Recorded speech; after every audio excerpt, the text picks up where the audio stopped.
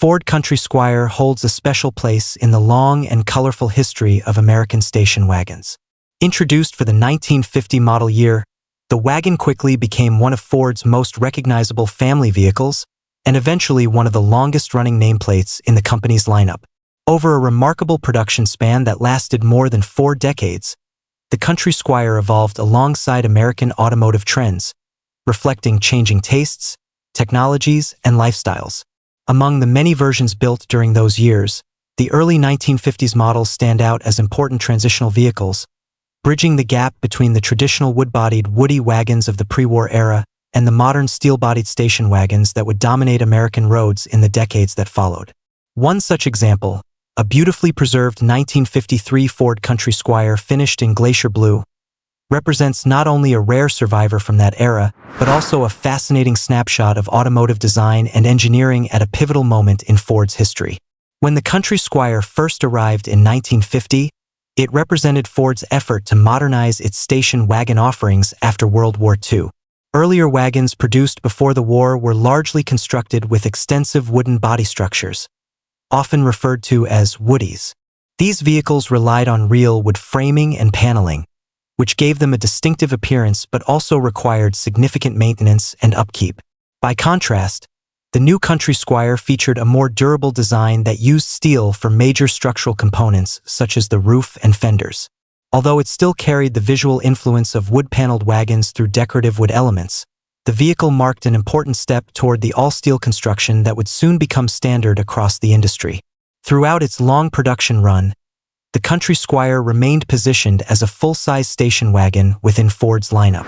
Over the years, it would share platforms with several well-known Ford models, including the Fairlane, Galaxy, and later the LTD.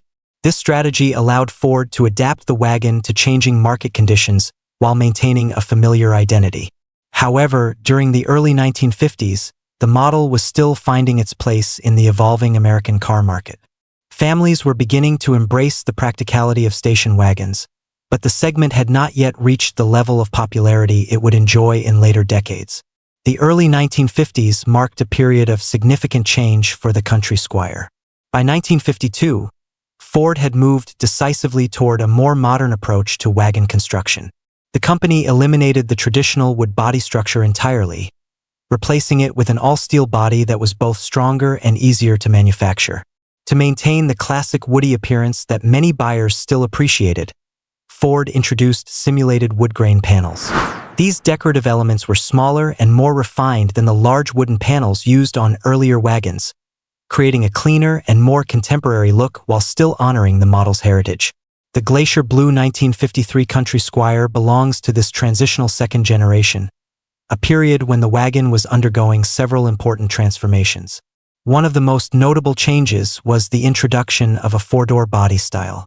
The first generation of the Country Squire had been offered exclusively as a 2-door wagon, which limited passenger access and practicality for larger families. The addition of rear doors significantly improved usability and made the vehicle more appealing to buyers who needed easy access to the rear seating area. This change reflected a broader shift in station wagon design across the automotive industry, as manufacturers began prioritizing convenience and passenger comfort. Another notable aspect of the 1953 model year was its connection to Ford's evolving engine technology. Earlier Country Squire wagons had relied on the famous flathead V8 engine, a power plant that had served Ford faithfully for many years. However, the early 1950s saw the introduction of a new generation of engines designed to provide better performance and efficiency. The 1953 Country Squire became one of the first wagons to receive Ford's 239 cubic inch Y-block V8 engine. This new engine represented a significant technological step forward, offering improved airflow and combustion efficiency compared to the aging flathead design. Despite these advancements, the second-generation Country Squire struggled to match the sales success of its predecessor. The first iteration of the wagon, produced between 1950 and 1951, had managed to find more than 83,000 buyers during its relatively short run.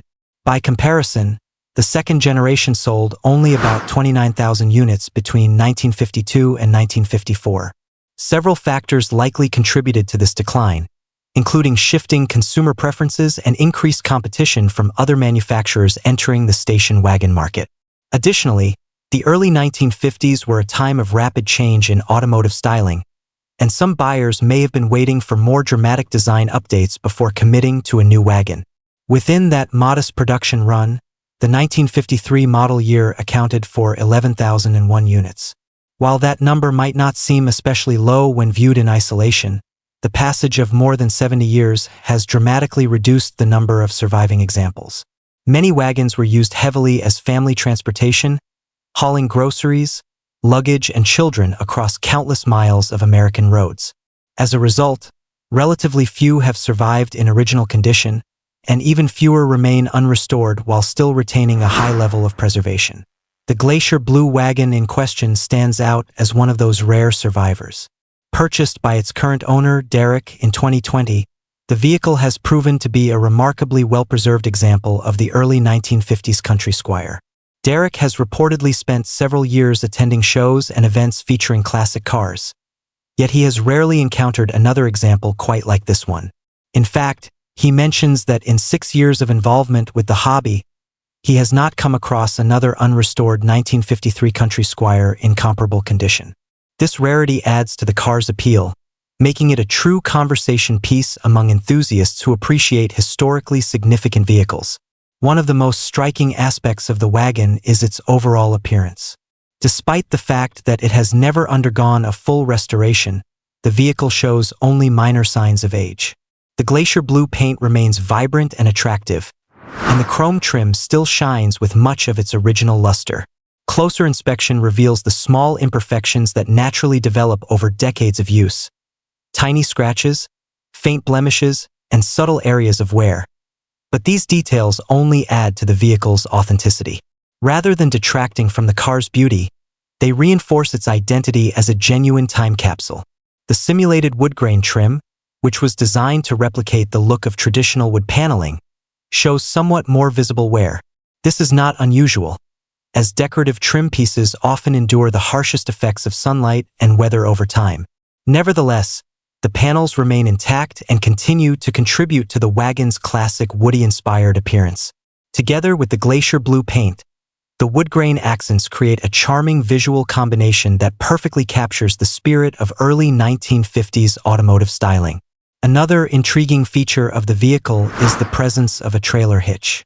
While station wagons were certainly capable of light towing duties, not every Country Squire left the factory equipped for such tasks. It is unclear whether the hitch was installed as a factory option or added later in the car's life, but its presence suggests that the wagon may have been used for hauling small trailers or recreational equipment. The side mirrors mounted on the vehicle also hint at practical use, possibly providing better rearward visibility when towing.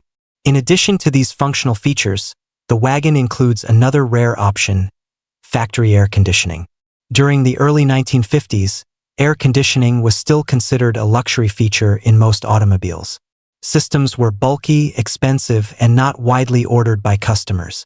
As a result, surviving examples equipped with factory air conditioning are relatively uncommon, especially among station wagons.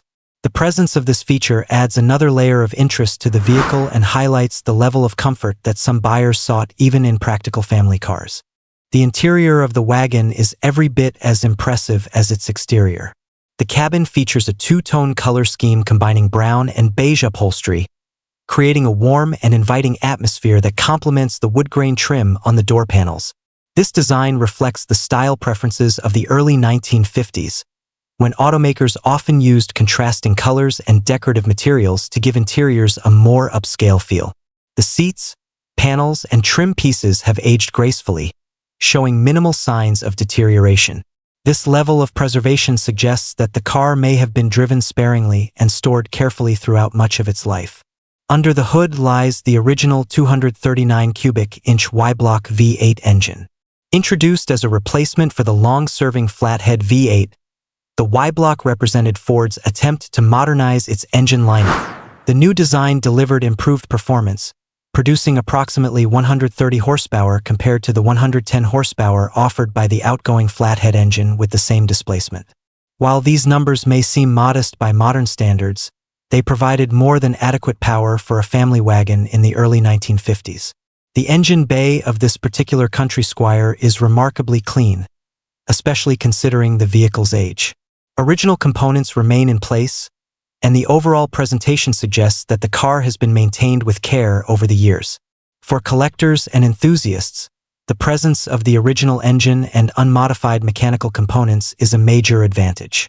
Many classic cars have undergone extensive modifications or engine swaps during their lifetimes, but survivors like this one retain the authentic mechanical character that makes them historically significant.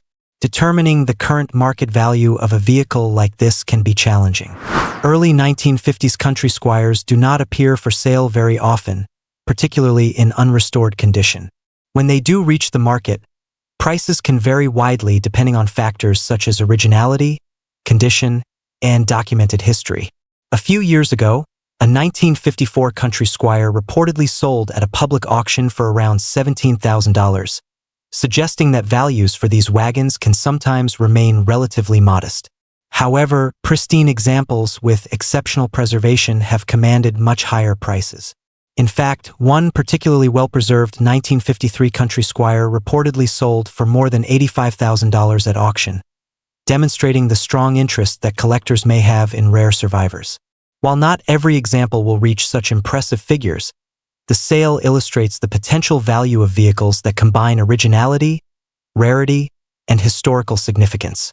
As interest in vintage station wagons continues to grow, models like the early Country Squire may attract increasing attention from collectors who appreciate their unique place in automotive history. Although the 1953 Country Squire may not be considered one of the most sought-after classics in the broader collector car market, it holds undeniable charm. Station wagons from this era evoke memories of family road trips, suburban life, and the optimism that characterized post-war America. Their practical design and distinctive styling make them appealing to enthusiasts who value both function and nostalgia. The survival of vehicles like this Glacier Blue wagon serves as a reminder of how durable and well-crafted many classic cars were. Decades after leaving the assembly line, the Country Squire continues to travel the roads, delighting onlookers and preserving a small piece of automotive heritage. Its original paint, aging woodgrain trim, and carefully maintained mechanical components tell a story that no fully restored vehicle can replicate. Classic car enthusiasts often speak of survivor vehicles with a particular sense of admiration. These are cars that have managed to avoid the extensive restorations that erase signs of age and history. Instead, they retain the subtle patina that develops naturally over time. Each scratch, faded panel, or worn surface becomes a reminder of the vehicle's journey through decades of ownership. In the case of this 1953 Country Squire, the balance between preservation and authenticity is especially appealing.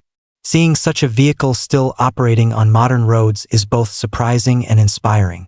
While many classic cars spend their lives tucked away in garages or museums, this wagon continues to fulfill the purpose for which it was originally designed.